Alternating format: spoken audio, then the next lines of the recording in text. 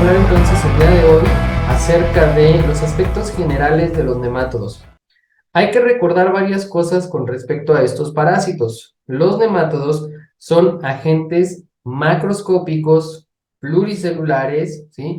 Y bueno, que también vamos a poder tener algunas fases que podemos observar en el microscopio. Pero cuando ya hablamos del parásito adulto en sí, pues generalmente lo vamos a poder identificar o lo vamos a poder al menos observar a nivel microscópico. Digo, a nivel macroscópico, perdón.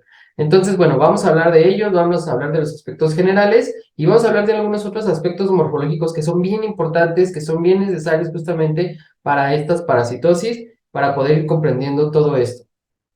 Bien, pues entonces debemos de considerar justamente que los nemátodos son agentes parasitarios que van a estar en toda la Tierra, ¿sí? Algo muy importante es que si nosotros consideráramos a todos los nemátodos de todas las especies que existen en el mundo, pues imaginémoslo de esta forma.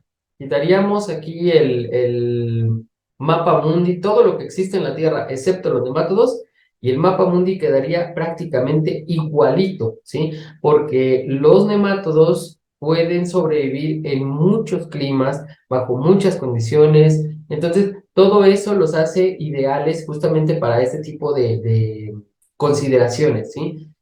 Pero les gustan más las zonas cálidas, los climas tropicales, entonces, sobre todo en la zona media del trópico, del Ecuador, pues van a prevalecer, vamos a tener una mayor cantidad de especies de los nemátodos como tal, ¿sí? Otra cuestión importante es que la mayoría de estos parásitos se van a encontrar en países en vías de desarrollo, entonces México, por ejemplo, es un país en vías de desarrollo y bueno, muchos países de Latinoamérica lo son o están en esta situación. Entonces, pues ahí justamente vamos a poder encontrar estos parásitos. ¿Por qué?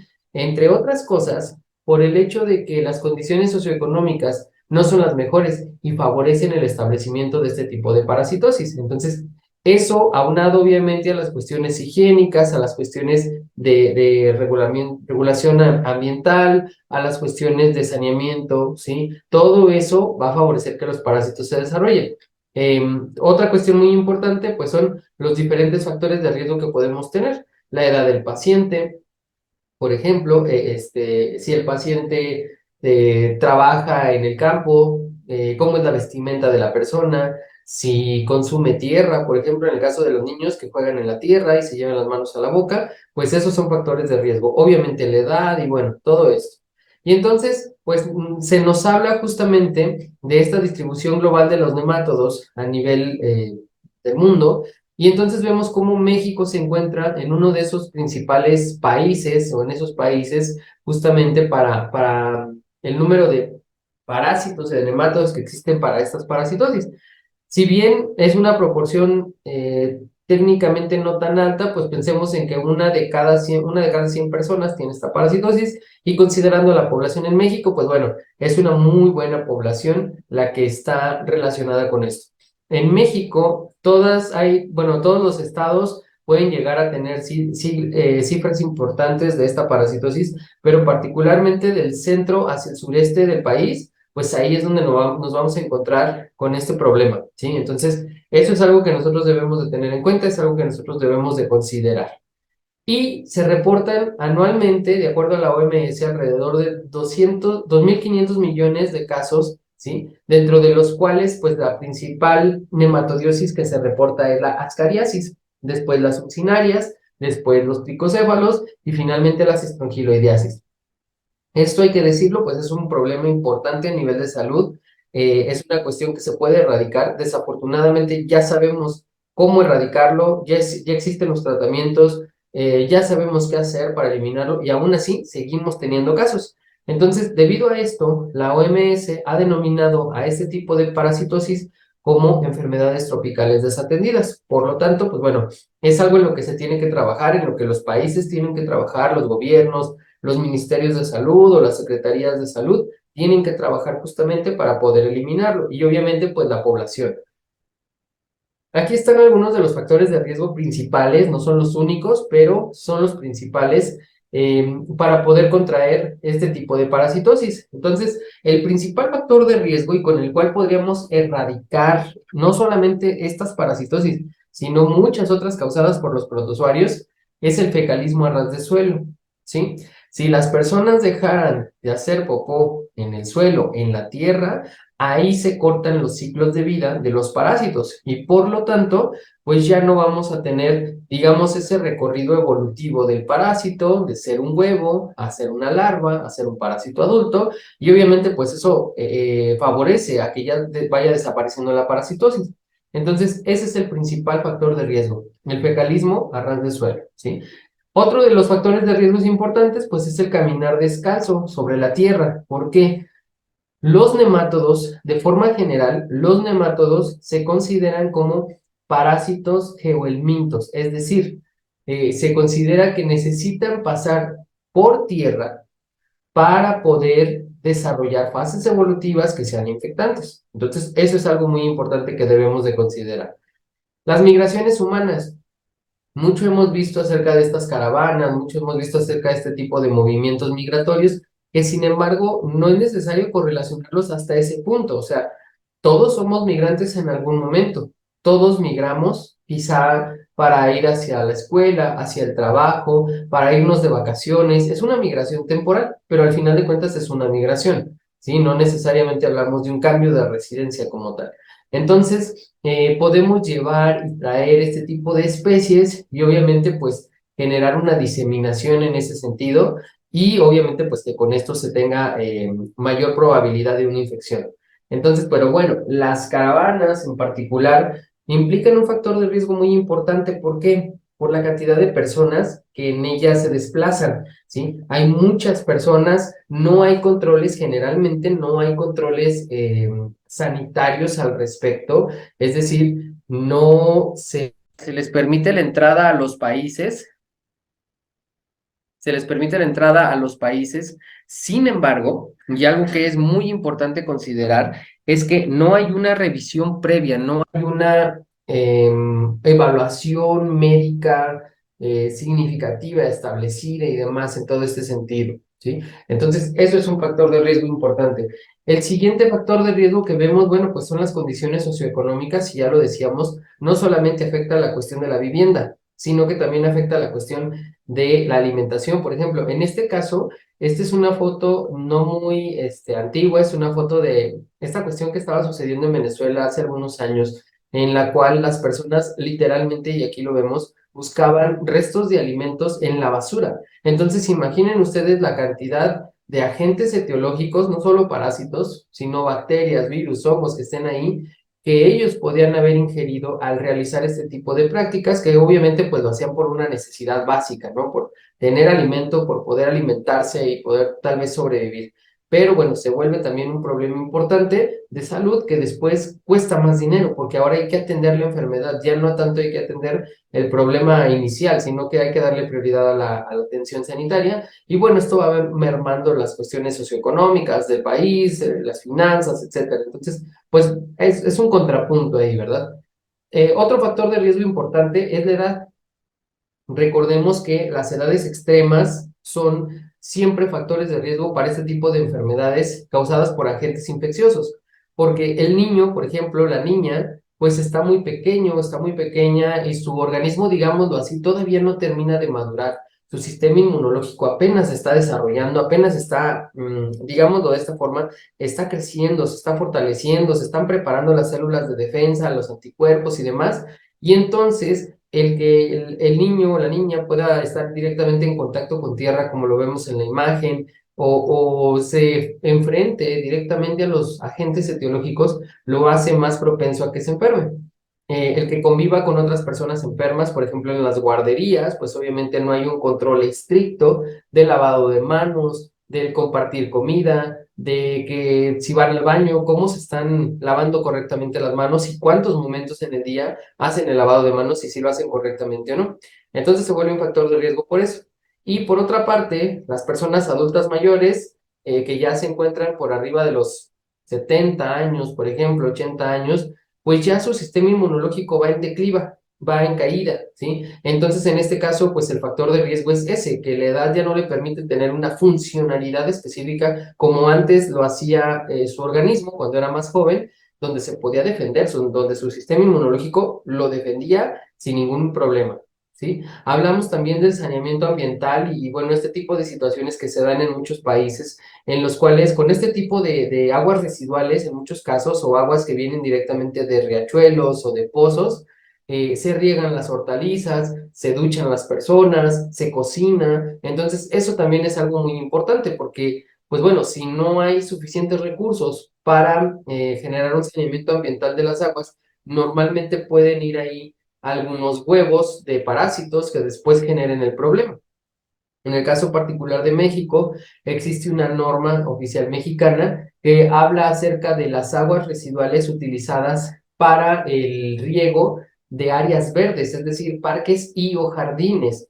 Parques y o jardines en los que nosotros vamos, nos sentamos, nos acostamos, hacemos nuestro día de campo y demás, y estamos en contacto directo con la tierra, que probablemente ya estuvo regada con esas aguas residuales y que la norma dice, cada litro puede tener hasta un máximo de 5 huevos viables, ¿sí? ¿Y cuántos litros tenemos en una pipa o vaya, en este tipo de transportes con los que se lleva el agua? Entonces, eso también genera un grave problema y bueno, no deberían ser permisibles estas cifras, ¿verdad? Y bueno, finalmente las cuestiones de el trabajo, ¿sí? ¿En qué está trabajando la persona? Las personas que trabajan en el campo, pues tienen mayor probabilidad de tener este tipo de parasitosis por varias causas. La primera, pues obviamente que están en contacto con la tierra directamente y pues se pueden infectar desde ese momento. La segunda, que generalmente si están trabajando con este tipo en este tipo de lugares, pueden tener lesiones a nivel de las manos, a nivel de la piel, por donde van a entrar las larvas, que pueden llegar al corazón, pueden llegar al pulmón y obviamente al intestino y se van a desarrollar. Y por otra parte, ahí se da mucho el fecalismo a ras de suelo, porque imagínenlo de esta forma. Tenemos un campo con una cantidad importante de hectáreas y obviamente pues no hay un sanitario, no hay un baño ahí. Por lo tanto, las personas que trabajan en estos lugares generalmente pues lo que van a hacer es defecar a ras de suelo. Ahí hay humedad, ahí hay sombra y son factores obviamente importantes para que se desarrollen los parásitos, ¿sí? Entonces, eso también es algo como un factor de riesgo que está ahí. Y bueno, ¿cómo es que nos podemos infectar? Pues a través de diferentes medios de contaminación, a través de diferentes mecanismos. Me puedo infectar con los alimentos y o bebidas que estén contaminados, ¿sí? Obviamente contaminados con los huevos o con las larvas de estos parásitos y obviamente que esto derive en una parasitosis más adelante. ¿Por qué? Pues porque estaban contaminados, por ejemplo, con materia fecal y la materia fecal a lo mejor no venía del hombre, pero sí venía de abono para cultivos o sí venía del hombre, porque muchas veces se daba la mezcla de materia fecal del hombre con materia fecal de animales, de rumiantes sobre todo, y se utiliza para los abonos. Entonces ahí ya se van los alimentos contaminados, ¿no? O que no los lavamos bien, que no los desinfectamos correctamente, etcétera. Bien, también pueden ser los manipuladores de alimentos por el hecho de que puede haber contaminación fecal directamente de ellos y los manipuladores de alimentos, los preparadores, pues son los que están sirviendo, los que están preparando el alimento y eso ya deriva en que se genere una cadenita de transmisión.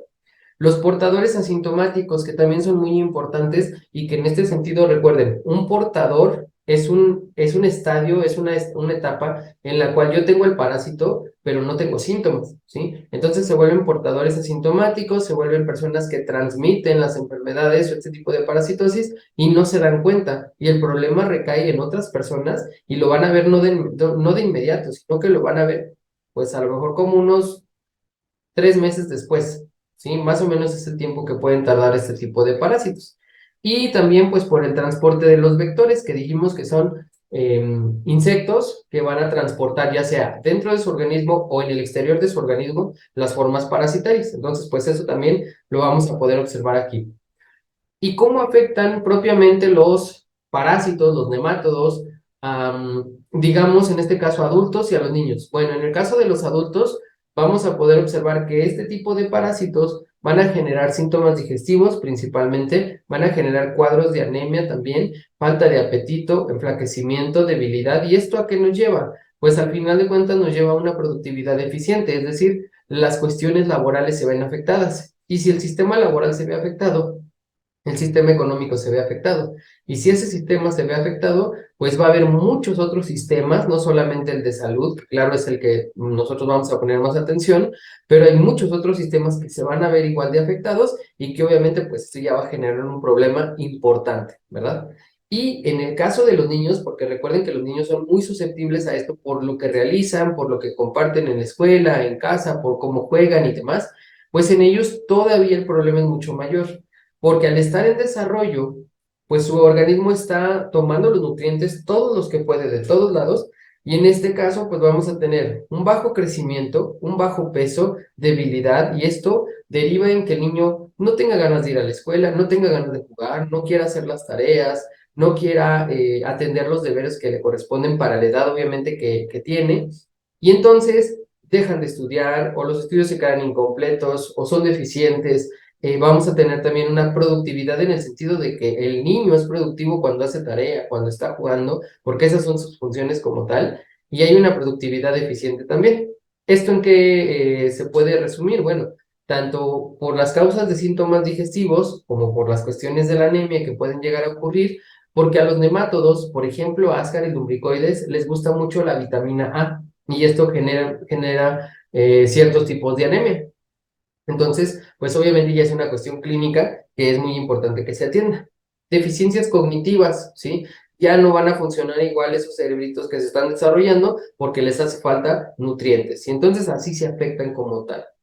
Y bueno, en cuestión de las características generales que nosotros podemos observar en los parásitos, pues nos vamos a encontrar con que son organismos pluricelulares, macroscópicos, que son gusanos alargados y cilíndricos, ¿sí? Que vamos a tener simetría bilateral, ¿ok? Es decir, que si yo los corto por la mitad, tengo que ver lo mismo del lado izquierdo que del lado derecho. Es algo así como nosotros, ¿no? Si a mí me cortan por la mitad, pues de un lado tengo un ojo y del otro lado pues tengo otro ojo igual, ¿sí? Tengo un brazo de un lado y un brazo del otro lado y así. Entonces, de esta manera es que podemos ver a los nemátodos también.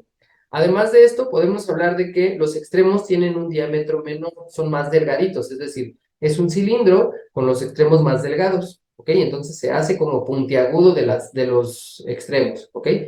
Tienen sistemas, tienen tejidos y tienen órganos. Entonces ya son organismos muchísimo más complejos, ya son organismos que debemos entenderlos como algo así como dentro de la clasificación de los animales, y de hecho muchos ya están clasificados como tal, ¿sí? Pero que en este caso ya no es una sola célula que hacía todo, ahora es un conjunto de células y ya tienen funciones específicas para cada uno de esas células o de esos tejidos que se empiezan a formar. Y uno de esos tejidos, precisamente, es la cutícula. La cutícula es un recubrimiento en la parte externa del gusano, del parásito, ¿sí? Que lo protege. Es muy gruesa, es como una piel y es muy gruesa y le ayuda a mantenerse correctamente en cuestión osmótica, ya sea dentro del hospedero o fuera del hospedero, porque hay parásitos de vida libre, es decir, nemátodos que van a sobrevivir en la tierra, ¿sí? Nemátodos que van a estar ahí en la tierra. Vamos a también a ver que tienen hipodermis, que tienen capas musculares debajo de la cutícula, y pues bueno, esto les ayuda a mantener calor, les ayuda a hacer ciertas funciones como tal. Las fases evolutivas de los nemátodos van a ser el huevo, la larva y el parásito adulto, ¿ok? Esas tres. No son huevecillos, hay que decirlo, porque muchas veces algunos autores o algunas personas lo manejan como huevecillos. No, el término huevecillo es algo incorrecto. Lo correcto es decir huevo, ¿sí? Y esto está establecido por la CDC, por la OMS y por una infinidad de autores que lo han publicado. Y bueno, ya les decía, estos parásitos son geohelmintos, es decir, necesitan propiamente estar en contacto con la tierra y que esa tierra tenga ciertas condiciones de nutrientes, de humedad y de temperatura para poder desarrollar sus ciclos de vida, ¿ok? Y bueno, en este caso, vamos a poder observar que los nematodos tienen mecanismos de reproducción de tipo sexual. Por lo tanto, vamos a poder observar machos y hembras, gametos masculinos y gametos femeninos para la reproducción. Y aquí está un esquema de cómo podríamos ver de manera muy, digamos de esta manera muy superficial, ¿sí? Sin entrar en tanto detalle, a un hemátodo. Y aquí podríamos observar la boca o la cavidad bucal, el anillo nervioso, que era lo que les mencionaba, ya tienen órganos especializados, ¿sí? En este caso ya tienen un sistema nervioso rudimentario, así como el que tenemos nosotros, pero rudimentario. Y eso es algo importante entender, porque entonces quiere decir que el parásito va a entender su medio ambiente. Tal vez no va a razonar, tal vez no estamos hablando de un sistema pensante, un sistema racional, pero sí hablamos de un sistema que reacciona ante los estímulos que están en el medio ambiente. Sabe cuándo hace calor, cuándo hace frío, puede contraerse, puede extenderse un poquito más, etcétera, ¿sí? Vamos a tener la faringe, el intestino, el pseudocele, que es, digamos, la capita que está por debajo de la cutícula. Si son hembras, vamos a ver ovarios, vamos a ver poros reproductivos, ¿sí? O poros excretores, por ejemplo. Vamos a poder observar también cavidades anales para eliminar el desecho, justamente. Y entonces eso va a ser algo muy particular en los nemátodos, ¿sí? Tienen una boca, tienen un sistema digestivo y pues obviamente tienen que eliminar todo ese desecho. Y cuando hacemos un corte transversal, pues esto es lo que podemos observar, ¿sí? El útero, los músculos, los ovarios en el caso de una hembra, vamos a ver espículas copulatrices en el caso de los machos, etcétera. Entonces, tienen una gran cantidad de estructuras morfoanatómicas específicamente, que también en el laboratorio pues nos pueden ayudar a nosotros a hacer la identificación correcta de todos estos. Y aquí justamente pues es lo que observamos una espícula copulatriz. Digamos que la espícula copulatriz es el aparato reproductor masculino, ¿sí? De estos gusanos, de estos nemátodos. Entonces es una espícula quitinosa, o sea, de muchos carbohidratos y que están ahí pegados uno tras de otro, y con esa espícula va a poder fecundar a la hembra, ¿sí? En este caso. Entonces, ¿qué vamos a poder observar también? Bueno, la cutícula, déjenme acercar un poquito aquí para que puedan visualizarlo. Pero vean aquí, incluso parece como que pudiéramos sentir, ¿no? Percibir las texturas de estas microfotografías que vemos aquí. Y vean cómo la cutícula pues es muy rugosa, es como una piel gruesa y muy rugosa, porque esto también le permite al parásito tener cierto contacto y tener cierta adherencia, llamémoslo de este tipo, cuando esté en el paciente, cuando esté en el hospedero, ¿sí? Y a que no sea justamente, pues no sea eliminado de forma tan rápida en ese sentido, ¿ok? Bueno, entonces, ¿cuál es la importancia clínica de todo esto? Bueno, pues dentro de todo esto debemos entender justamente y tener claro el concepto del parásito, tener claro que este tipo de parásitos, de agentes como tal, van a afectar al humano y que, bueno, van a causar N cantidad de síntomas, pero principalmente síntomas a nivel digestivo, ¿ok? Y entonces, pues podemos ver este tipo de imágenes.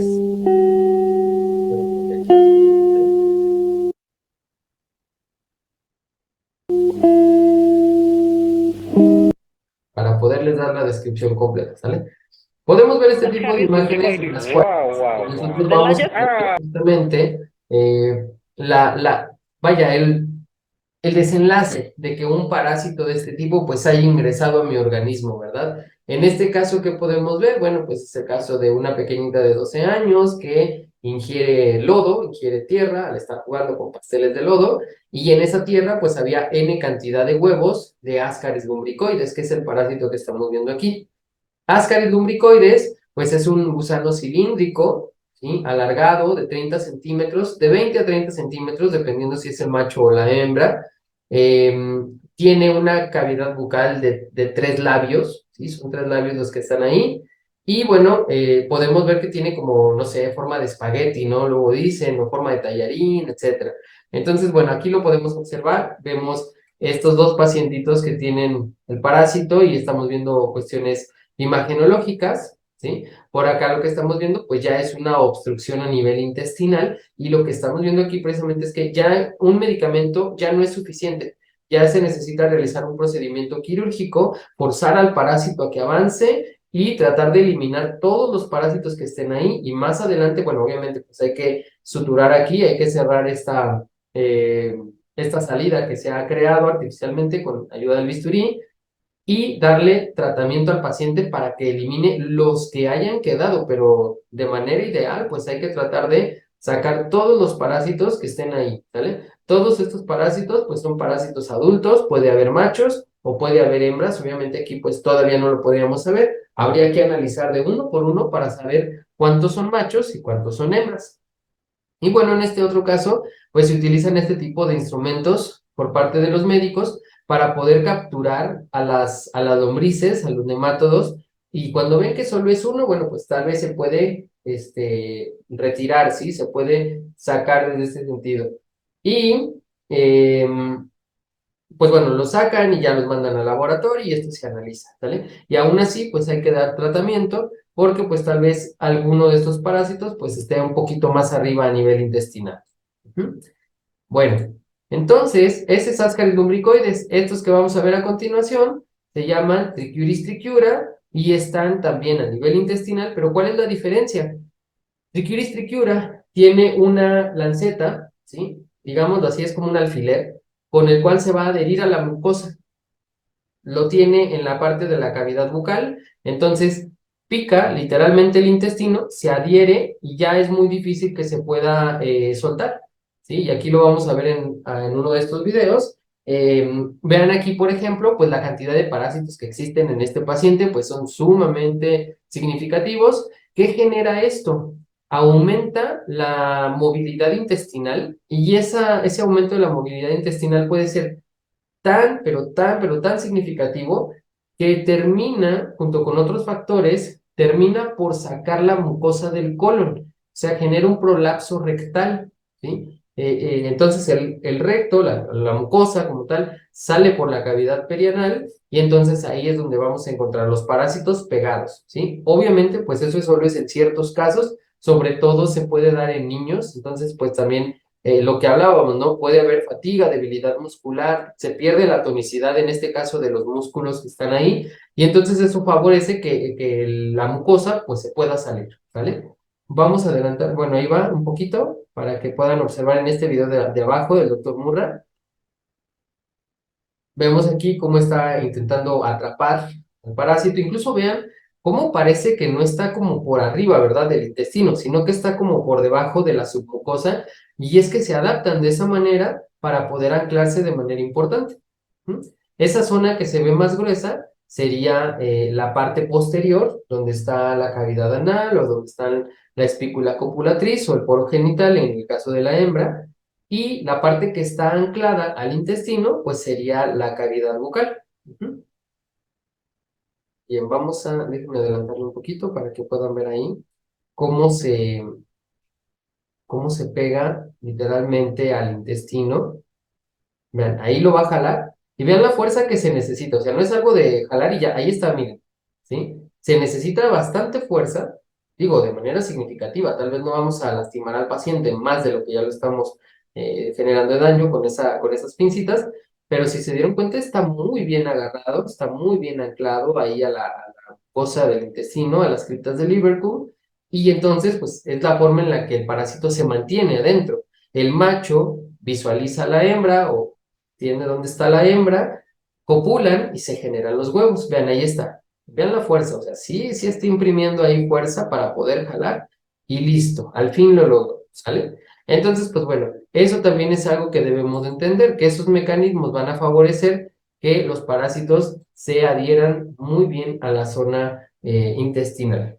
Y bueno, en este caso, no estamos a nivel del intestino, ahí está el parásito, es un Enterobius vermicularis. Este parásito, hay que mencionarlo, no es un geohelminto obligado, es decir, no necesita forzosamente de tierra para poder infectar al paciente, sino que lo que vamos a generar aquí es que el parásito sale la hembra, deposita los huevos y a las 6 horas de que ha depositado los huevos en la cavidad perianal ya son infectantes, ¿sí? Entonces los huevos se rompen, salen las larvas y migran hacia otros lados o se regresan hacia el intestino. En este caso estamos a nivel del cérvix. Esto que estamos viendo aquí es el cérvix, ¿sí?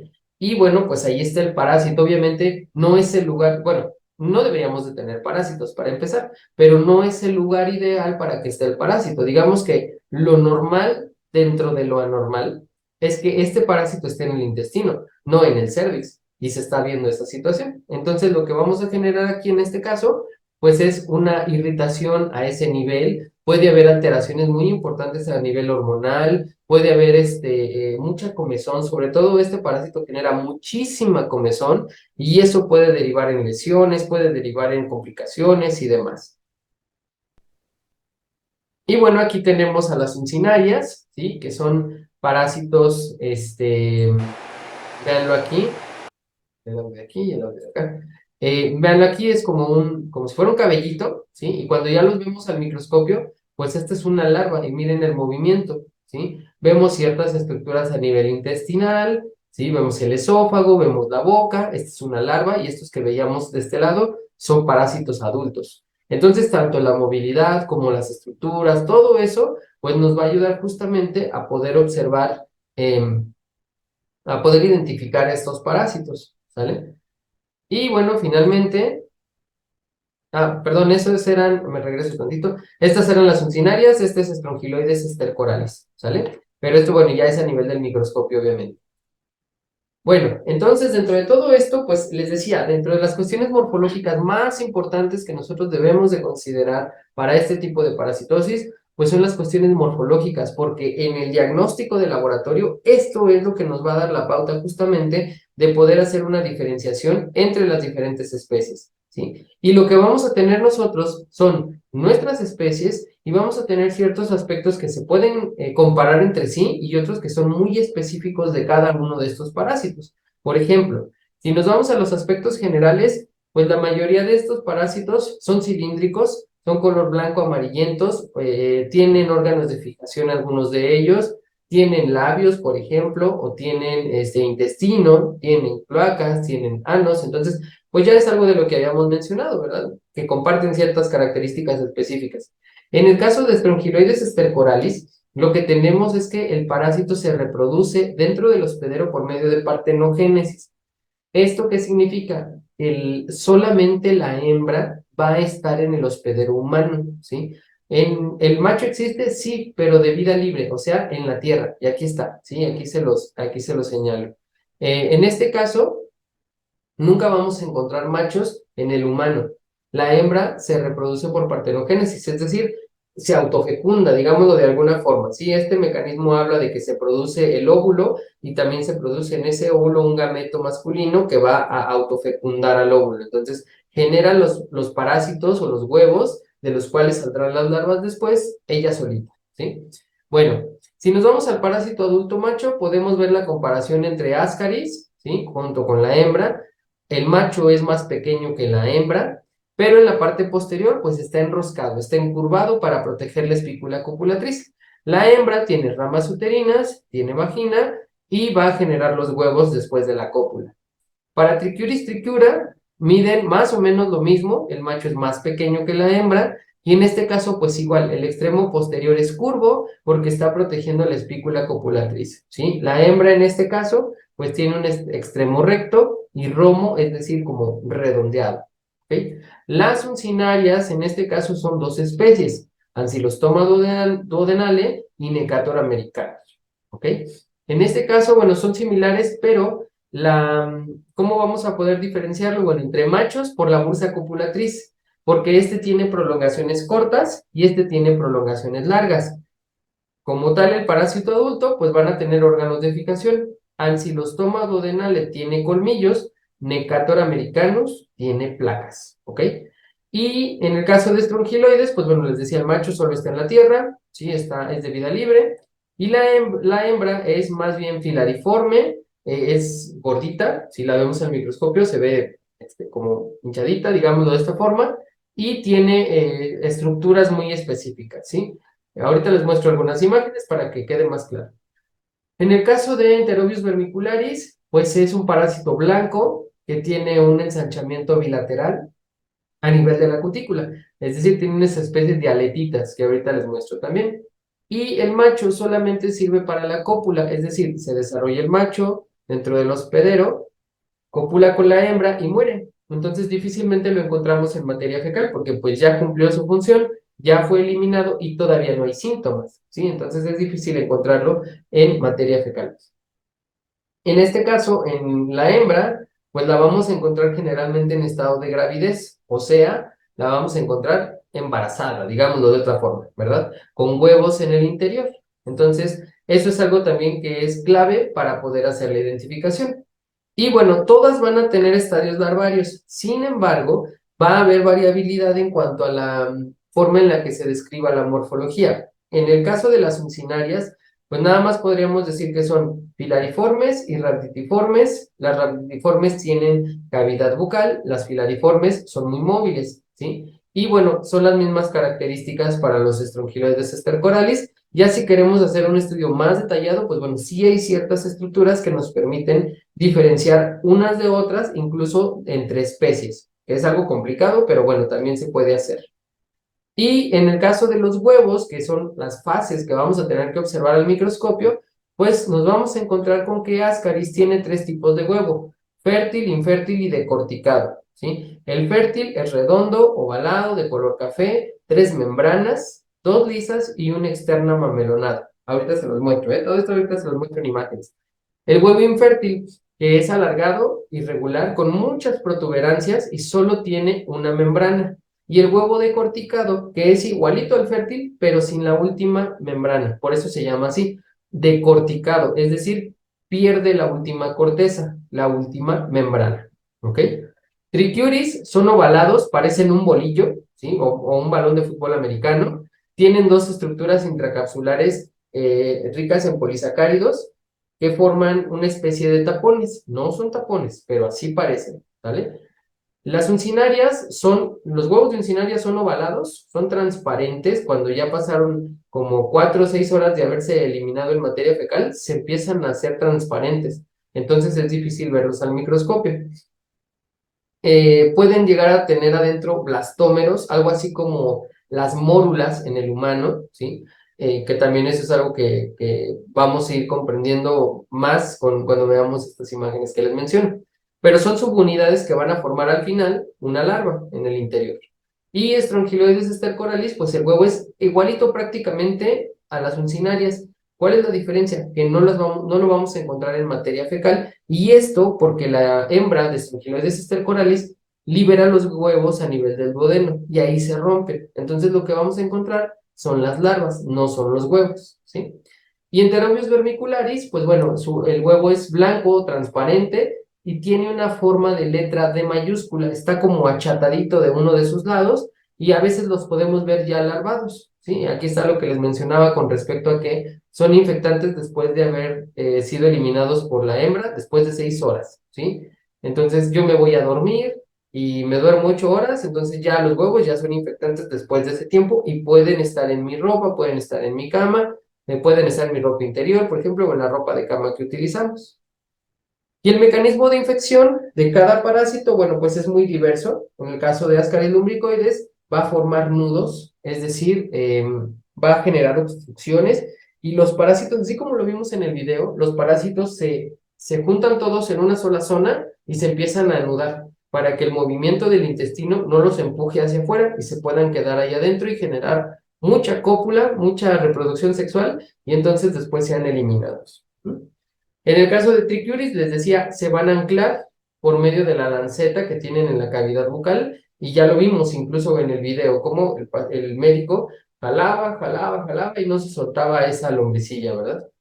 Y en el caso de las uncinarias, pues esto va de la mano con las estructuras bucales, es decir, si tienen dientes o si tienen placas cortantes, ¿sale? Entonces, depende, ahí literalmente muerden el intestino y se quedan ahí fijas. ¿Mm?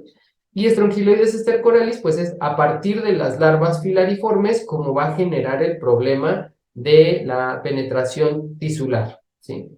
Y Enterobius, pues les decía, no es que genere el parásito propiamente el problema es que las sustancias que generan mucha irritación, entonces la persona se rasca y se rascan tanto que se generan lesiones, escoriaciones y demás, heridas, y entonces, pues de esta manera es que se generan las infecciones secundarias, ¿sí?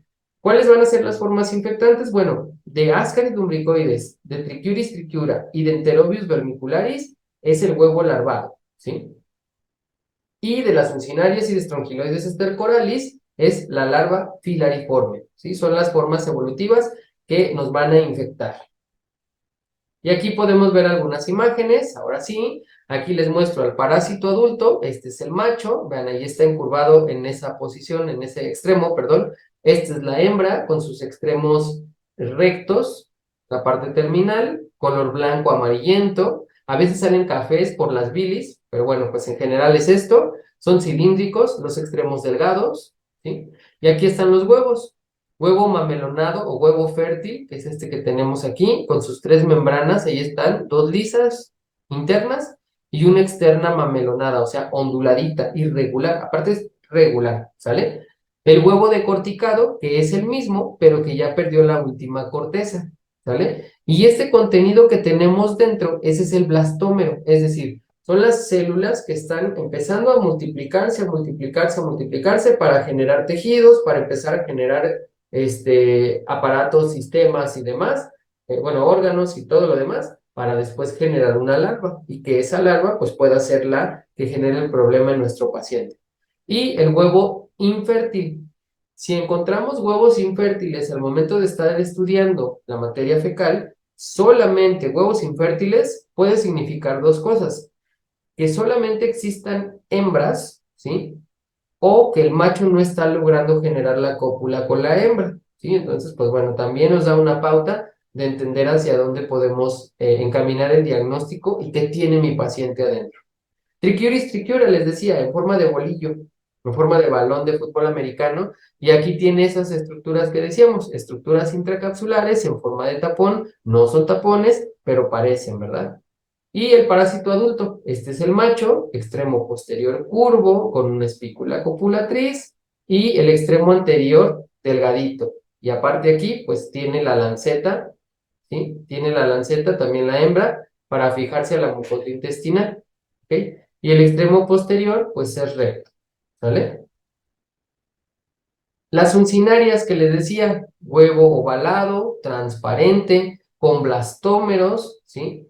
Y las larvas, vean, esta larva, me voy a acercar un poquito para que lo puedan ver mejor.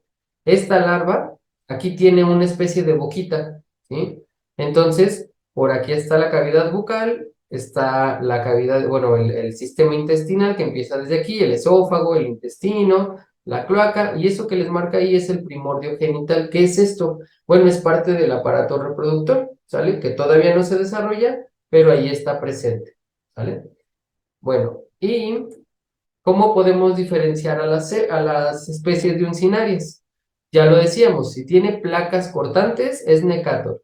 Si tiene prolongaciones cortas en la bursa copulatriz, que ese es el extremo posterior, y es como si fuera la colita de la lombriz, bueno, pues tiene prolongaciones en forma de dedos cortas. Con esas prolongaciones, pues se dan de cuenta que va a agarrar a la hembra, la va a atrapar y la va a fecundar, ¿sí? Aquí adentro, no lo podemos ver en la imagen, pero aquí adentro tiene 2 espículas copulatrices, que es el aparato genital. Entonces, con ese fecunda a la hembra y la hembra, pues es la que va a producir los huevos, ¿ok? Ancilostoma duodenale tiene colmillos, ¿sí? Dientes puntiagudos en la cavidad bucal para adherirse al intestino, y en el macho las prolongaciones de la bursa copulatriz son largas, en el otro eran cortas, en este son largas, ¿ok? Y bueno, Strongyloides stercoralis, bueno, esta es la larva filariforme, vean, es delgadita, es larga, como de 100 a 200 micras más o menos, es lo que mide, y tiene un extremo, que es este de aquí, que está muy delgadito, en forma de alfiler, ¿sí? Entonces, ese extremo, pues es con el que la larva va a picar, va a penetrar al paciente y se va a ir por el tejido hasta la circulación, a los pulmones, al corazón, va a llegar al estómago, va a caer al intestino y desarrolla el parásito adulto, ¿ok? Muchos autores nos dicen que la larva rhabditiforme sí tiene cavidad bucal y la larva filariforme no tiene cavidad bucal. Bueno, lo cierto es que solamente se cierra, esa cavidad bucal se cierra, porque la que tiene que nutrirse es la larva rhabditiforme, es la que come, es la larva rhabditiforme. Y la que es infectante es la forma filariforme, ¿sí? Entonces esta ya no necesita comer, ya lo que busca pues es generar un proceso infeccioso, ¿ok?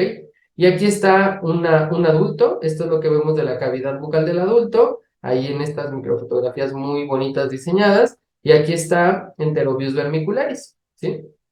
El huevo, vean, tiene un extremo achatadito y adentro, ahí está la larva, ya se ve la larva, ¿ok? Transparente, no necesitamos ponerle colorantes y si los ponemos, bueno, sí resaltan, pero pues en este caso es transparente. Y los parásitos adultos, pues son blancos, son alargaditos, pero no miden más allá de 1 a 3 centímetros aproximadamente.